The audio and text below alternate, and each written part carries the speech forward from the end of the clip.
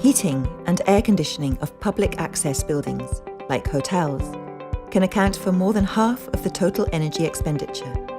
Frequently, building users can switch and adjust the HVAC system according to their tastes or needs.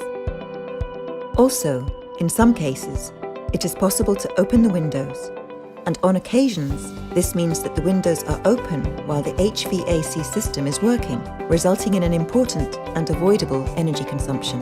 By installing a simple detector in the window frame, the HVAC system will be automatically switched off when the windows are opened, avoiding unnecessary consumption of energy.